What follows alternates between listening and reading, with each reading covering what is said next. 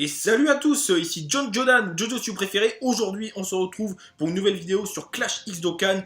On va faire une vidéo news pour faire le point sur la version globale et sur la version japonaise de Dokkan Battle.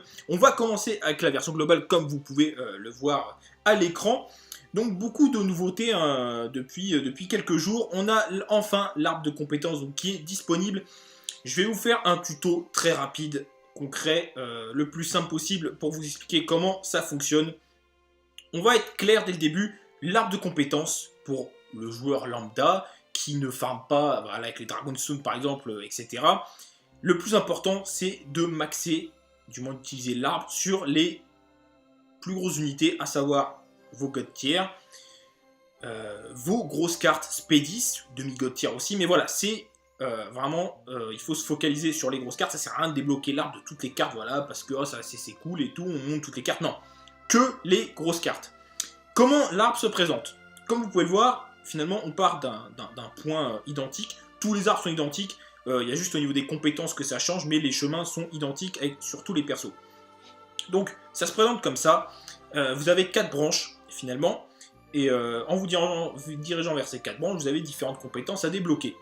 À chaque fois que vous vous arrêtez sur une petite cellule, finalement, on vous demande des orbes. Donc les orbes, c'est quoi? C'est les ressources nécessaires pour avancer dans l'arbre. Vous avez des grosses orbes, des moyennes et des petites.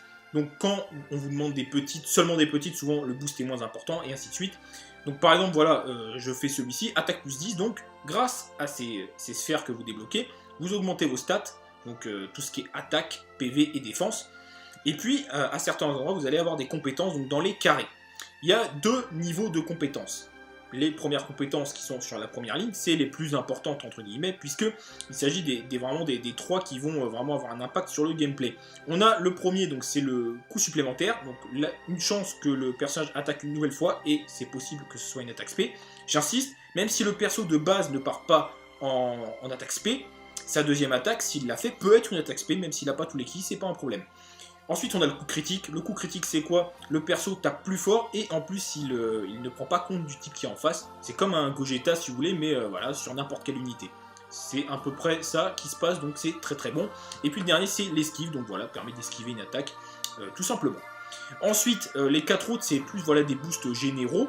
Le premier en partant de la gauche, donc ça vous permet de taper encore plus fort quand vous avez l'avantage sur le type. Le deuxième, ça vous permet de prendre moins de dégâts quand vous avez également l'avantage sur le type. Quand par exemple, si je suis unité tech et que je me fais taper par une unité agi, le perso tapera moins fort, tout simplement.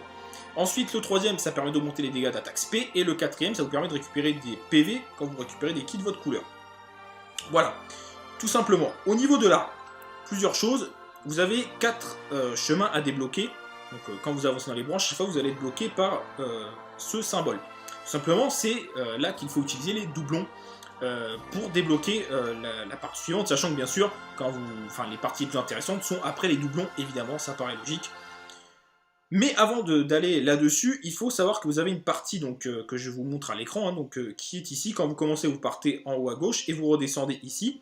Et vous pouvez accéder à cette compétence, donc une des 3 qui sont les meilleures. Et cette compétence change en fonction de votre unité, type agi, tech, etc. Ce ne sera pas la même compétence qui sera là, mais vous voyez niveau plus 5. Donc, chaque fois que vous débloquez la compétence, vous augmentez en niveau, et donc ça a plus de chances de se produire, évidemment. Donc, par exemple, pour le type agi, ce sera la double attaque. Donc qu'est-ce que ça veut dire? C'est-à-dire que même si vous n'avez pas de doublon, excusez-moi, le but, tout simplement, c'est de débloquer au moins cette branche, enfin d'ailleurs 7 branches uniquement, pour débloquer cette première compétence, c'est toujours ça de prix. Donc vraiment, c'est ce qu'il faut faire en priorité sur vos grosses unités. Si vous avez des doublons, bien sûr, il faut privilégier les unités avec lesquelles pour les doublons, mais toujours pareil, il faut privilégier les grosses cartes. Exemple, si vous avez le choix, enfin vous devez choisir entre monter l'arbre de super végétaux, ne serait-ce que cette branche, et que vous avez le choix avec un Kitbu agi, et que vous avez 4 doublons et que vous pouvez tout débloquer, le mieux c'est de faire super végétaux, parce que le Kitbu agi, on s'en tape. Bon, je pense que vous avez compris. Donc voilà, donc vraiment, cette branche-là, c'est vraiment le minimum syndical à faire sur vos grosses unités.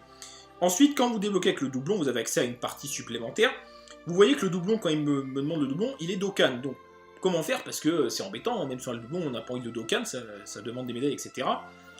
c'est légitime hein, de se demander ça. Et bien tout simplement, ils ont mis la nouvelle fonction, donc vous êtes au courant, inversion, qui vous permet d'inverser le Dokkan moyennant un sablier, donc qui coûte 30 gemmes chez Baba. C'est dommage, ils auraient pu nous en donner un peu, c'est un peu radin, mais ok.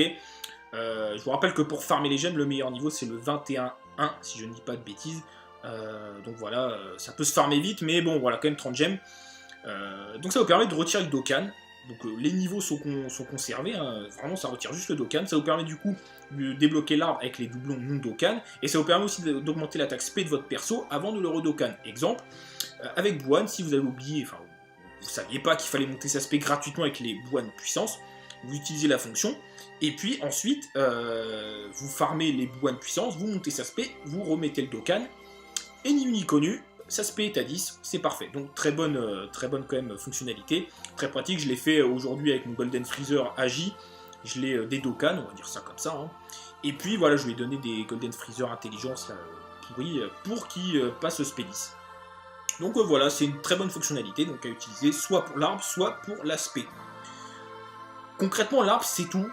Retenez simplement, il faut utiliser l'arbre sur les grosses unités, ne faites pas, montez pas l'arbre des unités quelconques, on s'en fiche, les orbes sont très rares, on n'en a pas énormément même au début, donc il faut pas les utiliser sur des unités qui ne le méritent pas, entre guillemets, vraiment les grosses cartes, God tier, demi-God tier et unité Spédis, et bien sûr, unité Spédis c'est bien sûr Gogeta, n'oubliez pas, hein, voilà, c'est pas un God tier, voilà, mais on s'en fout, Gogeta, il faut bien sûr monter son arbre.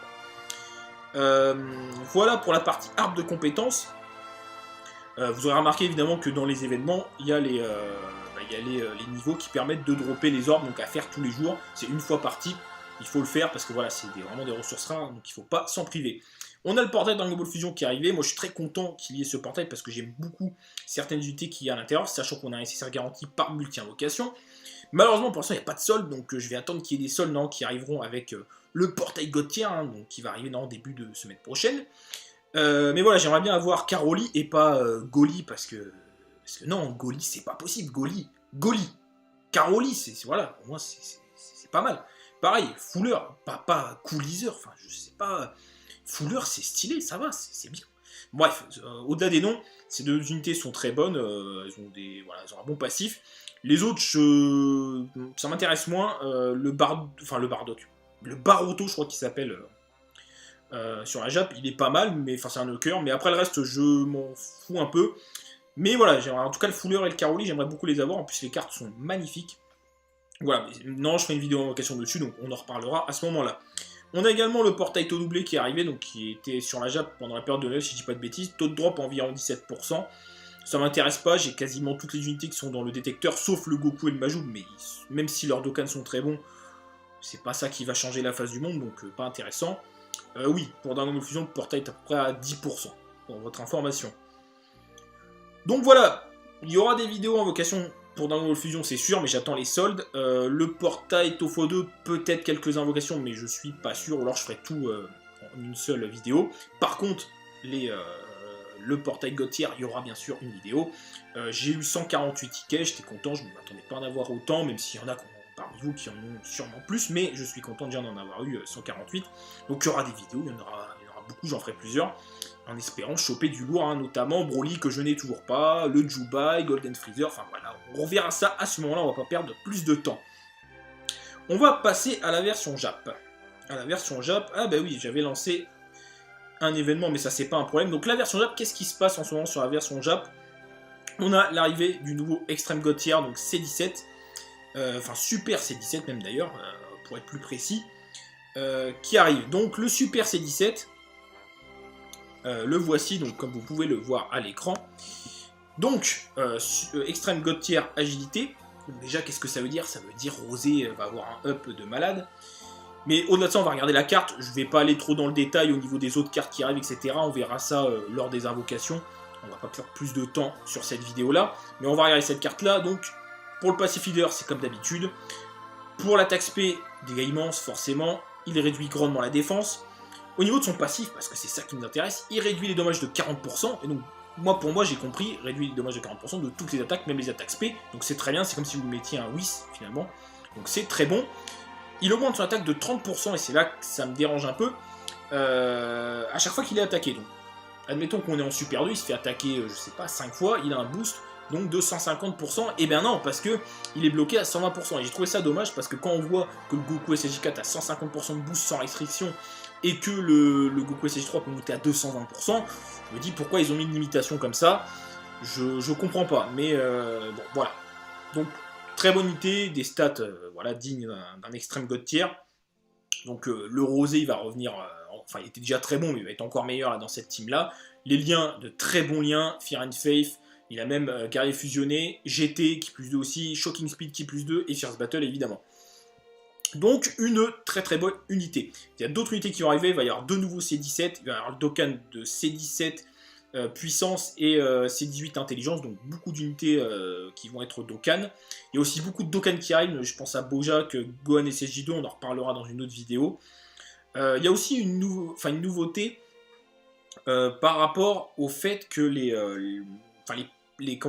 malus qui sont mis sur les boss, voilà, par exemple quand on fait une attaque spec Boan ou autre, apparemment voilà, ils ne changeront plus, enfin ils s'effaceront plus, sont pas reset quand le boss change de forme, donc ça c'est plutôt très bon. Après je sais pas, apparemment il y en a qui disaient que c'était aussi effectif pour les unités qui boostent leur attaque ou leur défense, enfin peu importe, avec l'attaque spec du coup ce serait périn pendant le combat, je sais pas, moi j'ai compris que c'est plutôt au niveau des boss. Est-ce que c'est aussi pour nos unités? On revérifiera ça, mais dans tous les cas c'est du bon, c'est du bonus pour nous, donc on prend. Au niveau des événements qu'il va y avoir suite aux 150 millions de téléchargements, hein, parce que ça y est, on va y être, on aura donc aussi un nouveau niveau pour les LR, Freezer et Goku, ce qui nous permettra en fait de farmer à la fois les médailles et aussi d'avoir une chance de dropper le personnage en plus, donc c'est plutôt pas mal. Voilà, donc il y aura des déconnes de ces unités, comme je vous avais dit, donc c'est du très très bon, on fera le détail une prochaine fois. Le portail avec C17, Super C17, il y aura Vegeta SSJ4 a priori dedans, vu qu'il est sur l'image. Le Dokkan Event, bien sûr. Il y aura apparemment un personnage à avoir avec le rouleau. Enfin, je pense que ça va être un des deux. Il y aura peut-être Mirai Gohan aussi, peut-être. Bon, à voir. Il y aura des promos sur les Dragonstone. Les boss qui vont revenir, peut-être en ACT divisé par 2. Le Baba Shop toutes les 30 minutes. Et puis les événements classiques, hein, j'ai envie de dire. Donc voilà, c'est du classique. Il y a aussi un nouveau mode de jeu, Saibaman, je sais pas quoi qui va arriver, je sais pas trop en quoi ça consiste, je vais pas m'étendre dessus, je vais pas dire de bêtises. Donc voilà, bah écoutez, on a fait le point hein, sur l'actualité Dokkan Battle, hein, autant sur la version globale que sur la version Jap. On se retrouve bientôt pour des vidéos invocation pour les tickets God tier, pour Dragon Ball Fusion, pour le taux doublé éventuellement, et puis sur la version Jap, on se retrouvera pour les invocations de Super C17. Si cette vidéo vous a plu, n'hésitez pas à vous abonner et n'hésitez pas à liker la vidéo. Sur ce, je vous dis à très bientôt. Je vous souhaite une très bonne soirée. Salut à tous!